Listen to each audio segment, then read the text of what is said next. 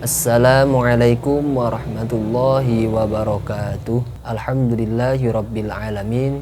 Puji syukur kehadirat Allah yang Maha Kuasa, kita dapat berkesempatan untuk mengikuti pelajaran secara daring, secara online kali ini dalam keadaan sehat walafiat. Salawat serta salam tetap kita curahkan kepada baginda Rasul Muhammad SAW. Baik, sebelum melaksanakan pelajaran sejarah kebudayaan Islam kali ini, alangkah baiknya kita membaca basmalah terlebih dahulu. Bismillahirrahmanirrahim. Assalamualaikum warahmatullahi wabarakatuh.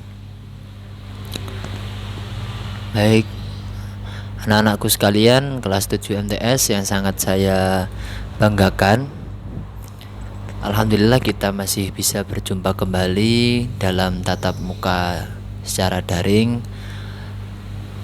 dalam pembelajaran sejarah kebudayaan Islam kelas 7 MTS Negeri Jember. Dalam pertemuan kali ini Bapak akan menyampaikan sebuah materi strategi dakwah Nabi Muhammad SAW di Madinah, ya, di Madinah.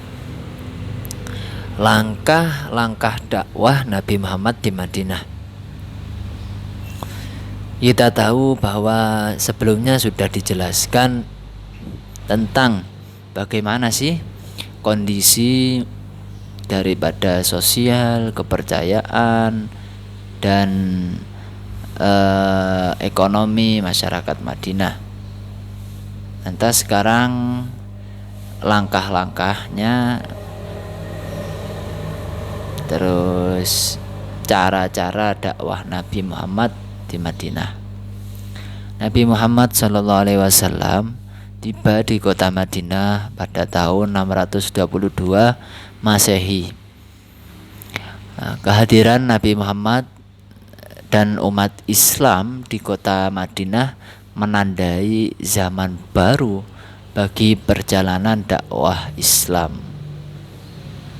Jadi kayak seperti ada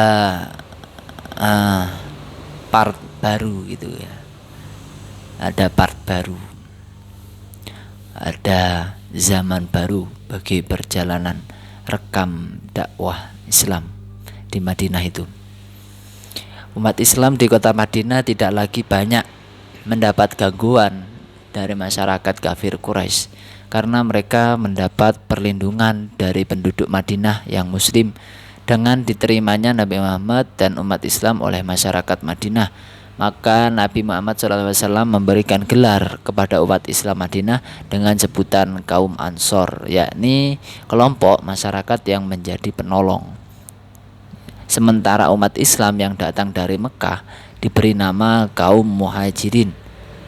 Jadi terkenalnya sebutan kaum Ansor dan Muhajirin ketika penyambutan Nabi di Mekah dan di Madinah. Kalau di Madinah itu terkenal kaum Ansor, yang artinya itu kaum Ansor ini menjadi penolong. Sedangkan kalau di Mekah itu kaum Muhajirin. Kegiatan dakwah Nabi di Mekah dan Madinah tentu sangat jauh, karena jauh dalam artian berbeda. Ketika di Mekah mungkin respon daripada masyarakat Mekah tidak suka, akan tetapi di Madinah itu terkenal memang masyarakatnya orang yang loyal, orang yang solid, orang yang lemah lembut, itu di Madinah itu sudah terkenal. Maka diputuskan Nabi hijrah ke Madinah. Hijrah Nabi Muhammad SAW merupakan cara membangun masyarakat baru sesuai ajaran Islam. Selain perintah dari Allah Subhanahu wa taala, hijrah Nabi Shallallahu alaihi wasallam ke Madinah karena masyarakat Madinah atau Yasrib, kabilah Aus dan Khazraj mengharapkan kedatangannya sesuai baiat mereka di Aqobah 1 dan Aqobah 2. Jadi perjanjian Aqobah dan perjanjian Aqobah 1 dan Aqobah 2. Setelah datang ke Madinah, Nabi Muhammad menentukan prioritas utama dalam rangka membangun masyarakat baru. Adapun prioritasnya antara lain yakni satu. Yang pertama, prioritas Nabi dakwah di Madinah ini adalah membangun masjid. Karena apa? Karena dengan membangun masjid itu sudah termasuk tempatnya orang-orang kumpul di sana, itu tempatnya orang-orang berkumpul, tempatnya orang-orang berdiskusi, tempatnya orang-orang sholat, tempatnya orang-orang bermusyawarah, itu di masjid.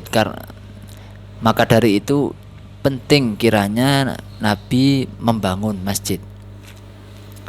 Prioritas pertama yang dilakukan Nabi Muhammad setibanya di Madinah adalah membangun masjid. Masjid dibangun di atas tanah milik kedua anak yatim, yaitu Sahal dan Suhail. Tanah tersebut dibeli Nabi untuk pembangunan masjid dan untuk tempat tinggal.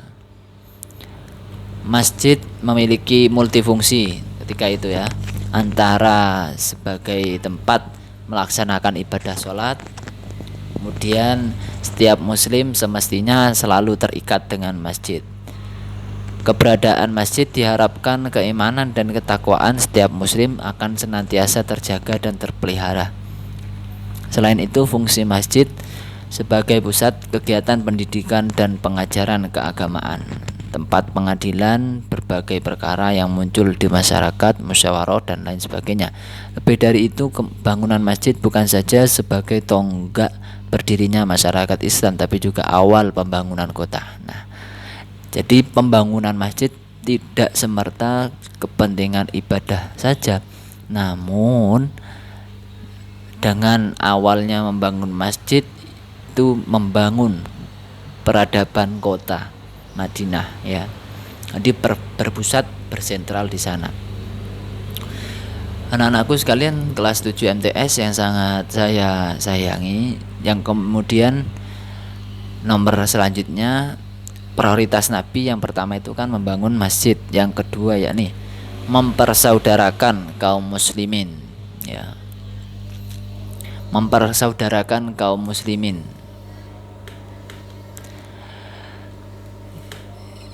Langkah konkret yang dilakukan Nabi yakni mempersaudarakan kaum muslimin yang berasal dari Mekah dengan kaum muslimin yang ada di Madinah, yakni kaum Ansor dan kaum Muhajirin.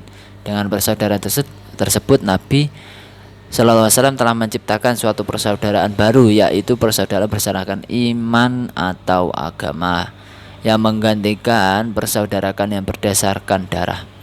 Nabi Muhammad mengajak kaum muslimin supaya masing-masing bersaudara atas dasar iman yang merupakan hal yang asasi untuk membentuk umat yang kuat. Dengan persaudaraan tersebut umat akan bersatu dan tidak akan mudah tercerai-berai.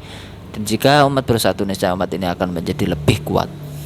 Jadi mempersatukan antara kaum Muhajirin dan kaum Ansor dengan apa? Karena apa? Penting kiranya mempersaudarakan kaum muslimin ketika segolongan itu sudah sama-sama menjunjung tinggi nilai-nilai keimanan dan ketakwaan, niscaya akan sulit untuk tercerai-berai. Dalam persaudaraan yang kuat juga terdapat pintu rezeki yang hebat. Jadi bisa jadi Nabi untuk mempersaudarakan kaum muslimin itu juga semerta-merta untuk membangun juga relasi ataupun kenalan-kenalan untuk ekonomi, pembangunan ekonomi itu. Ya. Yang selanjutnya perjanjian dengan masyarakat Yahudi Madinah. Karena di Madinah itu terdapat beberapa golongan, di sanalah muncul daripada toleransi beragama. Jadi membuat semacam perjanjian antara Yahudi Madinah dengan Islam. Terkenal kemudian disebut dengan Piagam Madinah, Mitsaq al-Madinah. Piagam tersebut sebuah bukti bagaimana Islam mengayomi semua umat manusia termasuk non-muslim, karena Islam memang rahmatan lil alamin. Dan piagam tersebut membuat posisi Nabi SAW semakin tinggi dan dihormati di semua lapisan masyarakat. Jika ada persoalan yang tidak tepat diselesaikan lewat musyawarah, maka diserahkan kepada keadilan dan kebijaksanaan Nabi.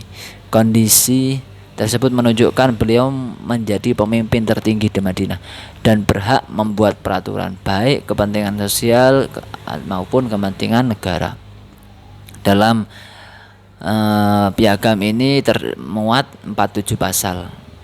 Tertuang ketentuan yang mengatur sistem perpolitikan, keamanan, kebebasan beragama, kesetaraan dan di muka hukum, perdamaian dan pertahanan. Jadi piagam Madinah ini seperti peraturan-peraturan kalau di sekarang di Indonesia itu semacam UUD gitu ya. Tuh. Selanjutnya yang pertama tadi sudah, yakni